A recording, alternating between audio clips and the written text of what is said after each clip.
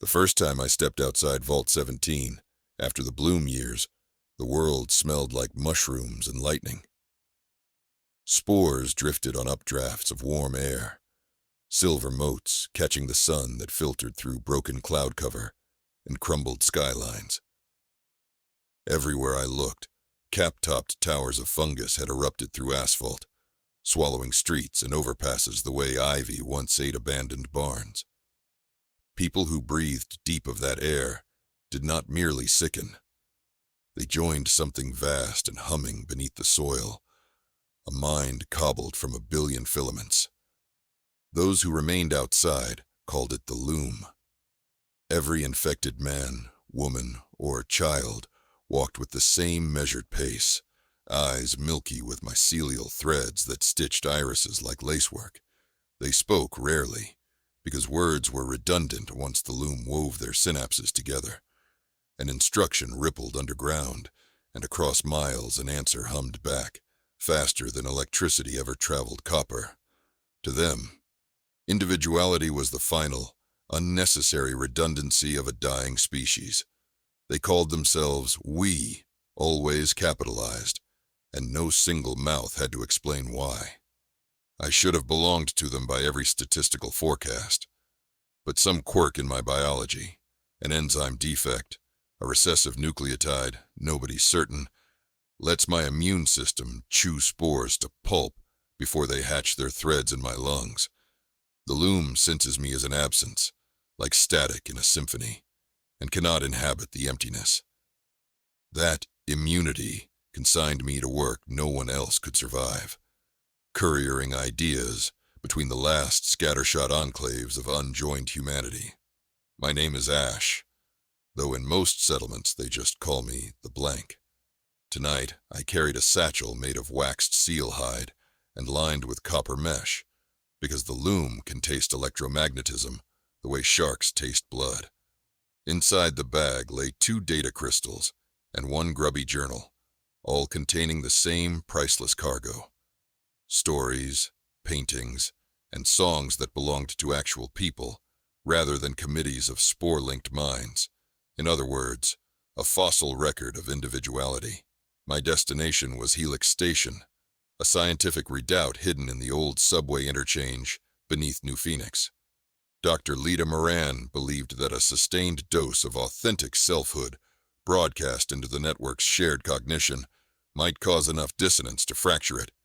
If her theory held, the loom could remain intact yet no longer total, its hosts free to leave if they chose. Dawn bled heat over the salt flats as I kicked my bike to life. The engine burned refined algae and sputtered against the spore-clogged air. Filaments hissed where the wheels slashed across them, but no alarm rose. The loom had learned patience. It listened through root tips and waited for a moment of weakness, preferably emotional, to send out a whisper. Its main weapon against me was neither claw nor toxin, but empathy turned inside out. 20 clicks out, I felt that whisper tickle the back of my skull. You are lonely, traveler. We remember loneliness. We can remove it.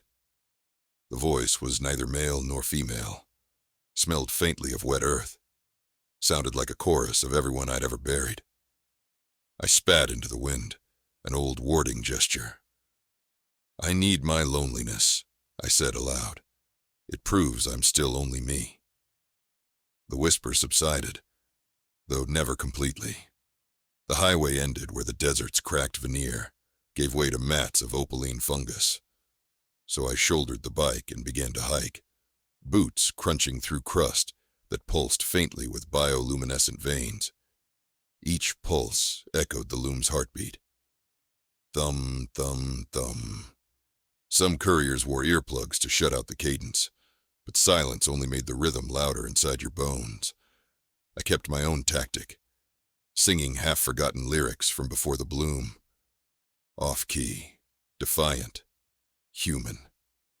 By noon, I reached the shell of Milford, a town whose brick storefronts leaned together like conspirators. Long ago I'd loved a woman here. Lena fixed irrigation pipes, collected antique wind chimes, and laughed like someone finding lost treasure every single hour. We had planned to leave together for the coast, the month the world folded inward. When I returned during the second bloom, Lena stood at the center of Main Street with thousands of others, gloved hands cupping a seed pod the size of an infant. Her smile was still luminous, but it belonged to everyone, and therefore to no one. She never spoke my name. She didn't have to. The loom already knew more of me than I did of myself. Milford held a glass house, one of the loom's relay shrines, where towering, fruiting bodies exhaled constant fog.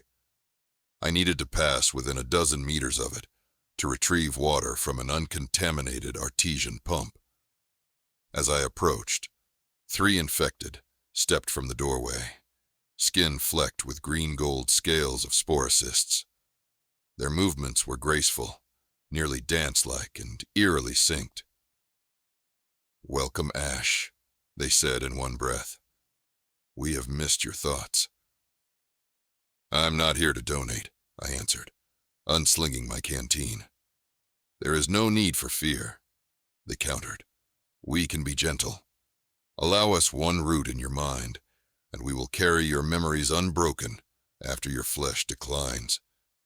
Lena already waits for you within us." The sound of her name stripped warmth from my fingers, but I kept the canteen steady beneath the pump's spout. "That's the point," I said.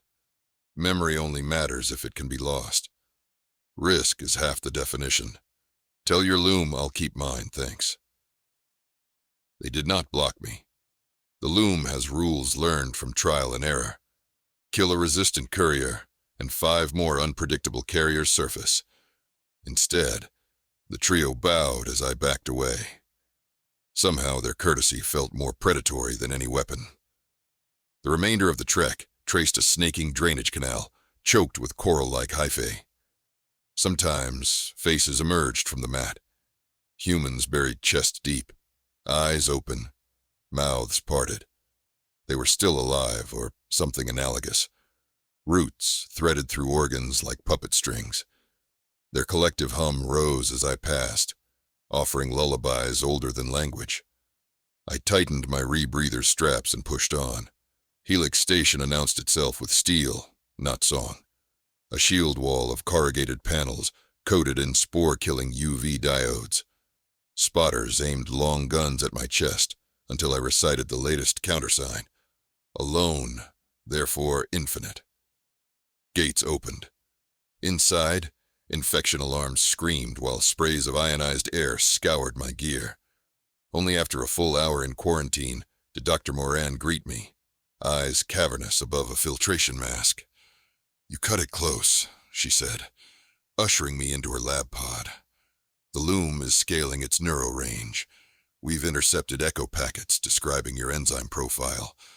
It wants to copy your immunity, use you as a template for universal resistance, then absorb every last human without fear of collapse." "Always knew I was popular," I answered, handing over the satchel. Moran connected the data crystal to a projector. Walls filled with swirls of color, snatches of voice, paintings of storms that resembled no storm ever seeded by climate drones. Observers, young techs, gray-haired doctors, stood transfixed. Some shivered, as though remembering hungry ghosts. "Pure, unscripted subjectivity," Moran whispered. "Exactly what the algorithm predicted might jam the loom's coherence." I poured myself reconstituted coffee, while she explained the weaponized delivery method. We'd record a mosaic of these artifacts onto a broad-spectrum ultrasonic carrier, piggyback it on the loom's own root signal, and detonate it at the network's heart. The Crown, a fungal supernode that occupied what was once the new Phoenix Civic Dome. I would deliver the payload because only my presence wouldn't trip the Crown's autoimmune reflex. Once inside, I'd trigger the broadcast. With luck, each connected host would feel, for a split second, what it is to be singular, and might choose to stay that way. Worst case, I asked. The network rejects the input, recognizes you as the vector, and re-engineers a spore that bypasses your immunity on the spot. She smiled without mirth. But at least we'll learn something. Night had sunk by the time I left Helix, this time on foot to avoid engine noise. They'd grafted the transmitter into the bones of my left forearm, a spiderweb of piezo wires beneath the skin. A surgical line itched where they implanted the activator stud just above my pulse. Each heartbeat would power the signal. Moran figured poetry should literally be blood-borne. The ruins of New Phoenix loomed ahead, skyscrapers flensed by fire, yet knitted together by ropey fungal bridges that glowed faint peach in moonlight. Walking those streets felt like strolling inside a throat. Every so often, speakers grown from calcified stalks announced news across the hive. Crops of human-synthesized chloroplasts at 30% yield. Weather rearranged to shunt storms toward drought zones. Progress, always spoken in we. Yet even in the perfection they advertised, I heard compromise. The desire for novelty the loom itself could not manufacture. Crossroads Square lay swallowed by the crown's overhang. Imagine a brain the size of a cathedral, inverted, lobes suspended from rafters of living stalactite. Purple capillaries dripped glassy dew that smelled of cedar and ozone. Thousands of infected milled beneath, engaged in tasks invisible to an outsider. None challenged me. I was the static note they could not resolve, the estranged cousin humored at a family wake. When I reached the crown's trunk, a pillar wider than 10 men armspan, the chorus grew louder, intent. We know your wound, Ash. We can heal it. Boyhood, mother's illness, Lana's laughter, each laid open like a map. Surrender, and never endure ache again. My hand hovered over the activator stud, but did not press. Doubt had a flavor.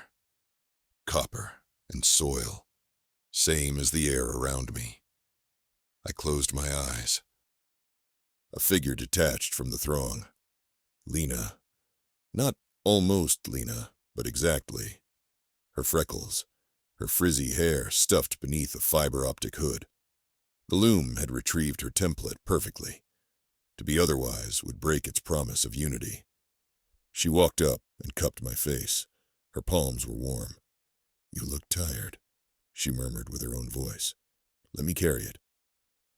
For you to carry it, I'd have to put it down, I said, and then it wouldn't be mine. My thumb found the stud. She leaned closer. I kept the wind chimes, she whispered. Can you hear them? Behind her words, I caught the faint jangle of metal in a summer breeze. Grief cracked me open, like ice fracturing stone. The loom rushed in, tasting the fissure. Roots probed my memory palaces. I felt doors unlatch. I slammed the stud. Sound without air erupted, an ultrasound waveform scribbled by randomness. Laughter, rainfall on tin roofs, jazz riffs that forgot their own key signatures halfway through. Threads of the projector inside my arm lit up, pumping data like arterial blood. In that moment, I relived every artifact I had carried. Brushstrokes flossing my optic nerves, poems graffitied across the chambers of my heart, an entire philosophy distilled into the scent of cinnamon on a lover's skin. The crown trembled. Visions repeated themselves, but never quite duplicated, each iteration mutating like cells in accelerated evolution. The crowd staggered. Some dropped to their knees, hands clutching temples. For the first time since the bloom, they spoke not in unison, but in a riot of voices, arguing with echoes only they could hear. I feel, I want, I remember. A fissure zippering logic apart. The loom fought back. Mycelial threads burst from the pavement, coiling around my boots, slicing through fabric to reach skin. Where they touched, nerve endings screamed as immunity met its match. Black spots peppered my vision, and through those spots I glimpsed all the reasons to submit. Peace, vastness, the erasure of vacancy no love could ever wholly fill. But then sound welled again, a trumpet squeal, reckless, beautiful, human, and I chose the smaller infinity of aloneness. By the time the transmitter burned out, my legs had numbed past standing. I sagged against the crown's trembling surface. Across the square, people staggered free of enmeshing stalks, pulling roots from their own flesh with horrified fascination. Some ran. Others collapsed weeping, clutching at sensations too private to share. Lena knelt in front of me. No communal whisper now, only her voice, shaky and small. "I don't know who I am," she said, tears carving tracks through spore dust on her cheeks. "Nobody does," I managed. "That's why we keep looking." "Will you come with me?" Roots tightened around my thighs, their toxin finally cracking enzymatic shields. Breath hitched. I shook my head. "Can't. But you can go." I pressed the journal, the original ink-scrawled copy, into her hands. "Start here." She kissed my forehead, stood, and walked into the dawn where newly separated souls gathered, uncertain but unlinked. I watched until my vision blinked to white. I don't remember hitting the ground. They say waves of psychic static rolled across continents after that day. Not enough to destroy the loom. It still knits the planet's wounds with chloroplast crops and storm rebalancing. But under every collaborative intention hums a counter-melody of singular will, impossible to silence now that it has played once. Some hosts choose to unplug, their bodies adapting to the vacancy. Others remain within the network, but insist on private corners of thought. In Violet Gardens, the loom itself has begun to refer to we and also I, as though tasting the grammar of limitation for the first time. Helix scientists retrieve fragments of my last recordings when they dare venture near the crown's husk. Each contains variations, glitches, unpredictable flourishes no algorithm would design. They argue whether I survived as spore or signal. It hardly matters. The courier's job was always to ensure the package arrived, not to come back whole. Some nights, when wind moves through ruins strung with makeshift chimes, a woman named Lena tells whoever will listen about a man who loved his loneliness enough to share it with the world. She says that individual hearts beat out of sync for a reason, so we can find music in each other, instead of marching to an aggregate drummer. When she finishes, she opens a weather-stained journal, reads a random page aloud, and invites the listeners to argue, to disagree, to add their own ink until the margins vanish beneath handwriting. I like to imagine I'm still there, a static note under the chorus, humming its off-key counterpoint. Not resisting anymore, just reminding. Individual, therefore infinite.